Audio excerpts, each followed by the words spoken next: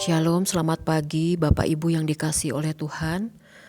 Berterima kasih kepada Tuhan yang masih memberikan kesempatan pada pagi hari ini untuk kita sama-sama mendengarkan renungan kebenaran firman Tuhan yang pastinya memberkati kita semua. Renungan pada pagi hari ini adalah kerendahan hati yang saya ambil dari surat Filipi pasal yang kedua ayat yang ketiga sampai dengan yang keempat. Saya akan membacakannya bagi Bapak Ibu Saudara yang dikasihi oleh Tuhan.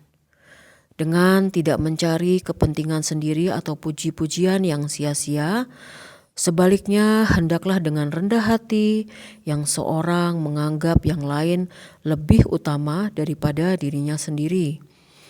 Ayat yang keempat, dan janganlah tiap-tiap orang hanya memperhatikan kepentingannya sendiri, tetapi kepentingan orang lain juga. Bapak Ibu yang dikasihi oleh Tuhan, sikap kerendahan hati adalah ibu dari semua sifat yang baik. Di dalam kerendahan hati, kasih kita menjadi semakin nyata. Sikap rendah hati juga mengingatkan kita bahwa tidak ada yang dapat kita banggakan dan eluk-elukan dalam hidup ini, karena kita semua adalah produk kasih karunia Allah. Tentunya jika kita masih ada sampai dengan pagi hari ini, semua berkat pertolongan dan kasih setia Tuhan semata-mata. Rendah hati merupakan sikap yang ditunjukkan melalui kesadaran bahwa manusia adalah makhluk yang penuh dengan segala keterbatasan tanpa pertolongan Tuhan.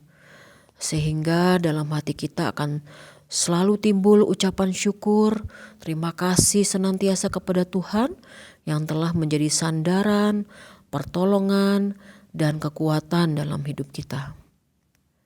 Di dalam Matius pasal yang kelima ayat yang ketiga dikatakan, berbahagialah orang yang miskin di hadapan Allah, karena merekalah yang empunya kerajaan surga.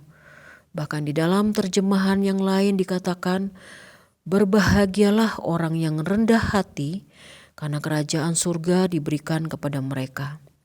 Ini artinya kita harus menyadari bahwa kita tanpa pertolongan dan kekuatan daripada Tuhan, kita tidak dapat berbuat apa-apa. Tetapi sebaliknya, ketika kita bergantung sepenuhnya kepada Tuhan, maka kita akan semakin menjadi pribadi yang berbuah lebat bagi hormat dan kemuliaan nama Tuhan. Dikatakan di dalam Yohanes pasal yang ke-15 ayat yang ke-15 bahwa akulah pokok anggur dan kamulah ranting-rantingnya. Barang siapa tinggal di dalam aku dan aku di dalam dia, ia berbuah banyak. Sebab di luar aku, kamu tidak dapat berbuat apa-apa.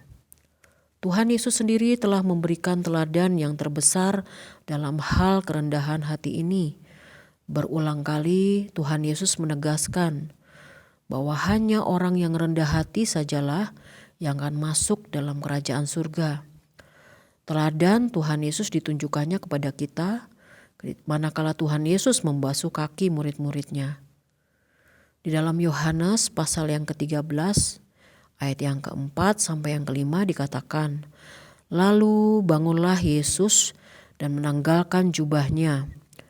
Ia mengambil sehelai kain lenan dan mengikatkannya pada pinggangnya.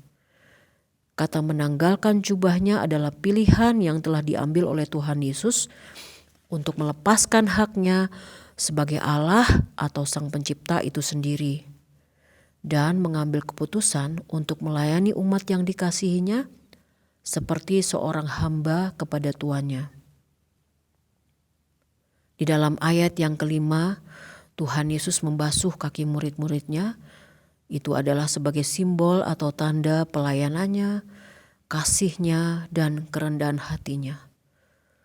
Tuhan Yesus mengatakan di dalam Matius pasal yang ke-20 ayat yang ke-28 bahwa sama seperti anak manusia datang bukan untuk dilayani, melainkan untuk melayani dan untuk memberikan nyawanya menjadi tebusan bagi banyak orang.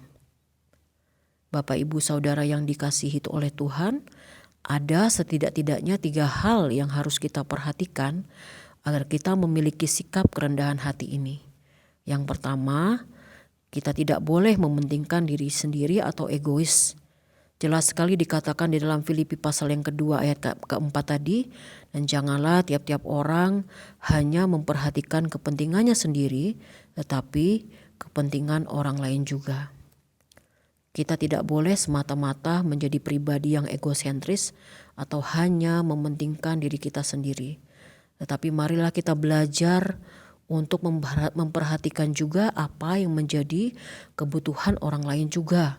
Mungkin mereka memerlukan pertolongan kita lewat doa-doa kita, kasih kita kepada mereka, dan apapun bentuknya yang menunjukkan kasih kita, pertolongan kita kepada orang lain.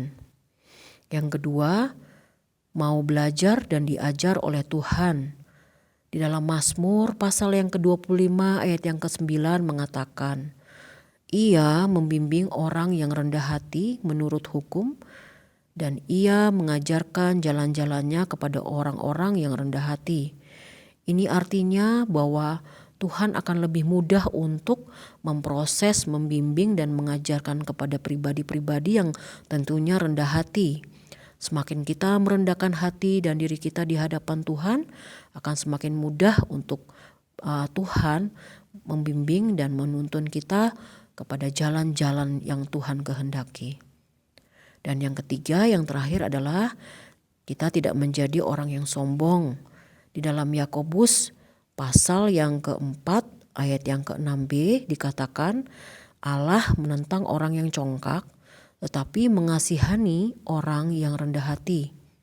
Dengan tegas Tuhan mengatakan bahwa Tuhan sangat menentang orang yang congkak atau orang yang tinggi hati, tetapi mengasihani orang yang rendah hati. Jadi kesimpulannya pada pagi hari ini adalah manusia yang rendah hati adalah manusia yang tahu kekurangan dan kelebihan dirinya sendiri tanpa meremehkan orang lain.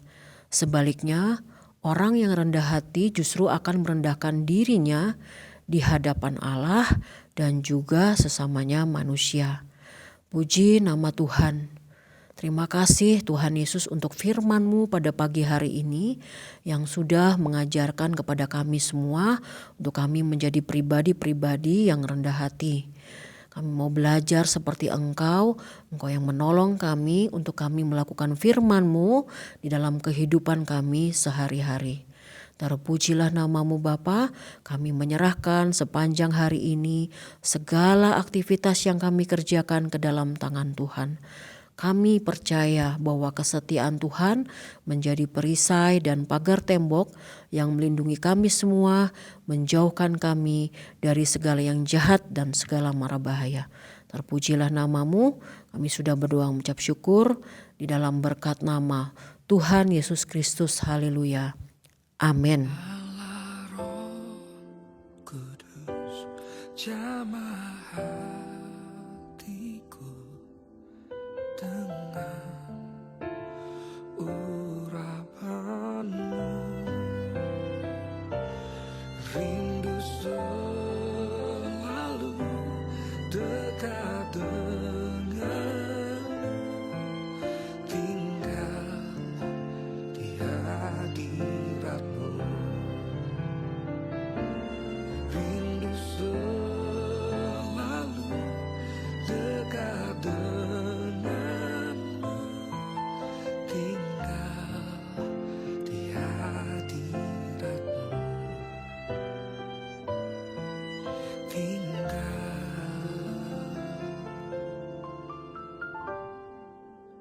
di hadirat-Mu.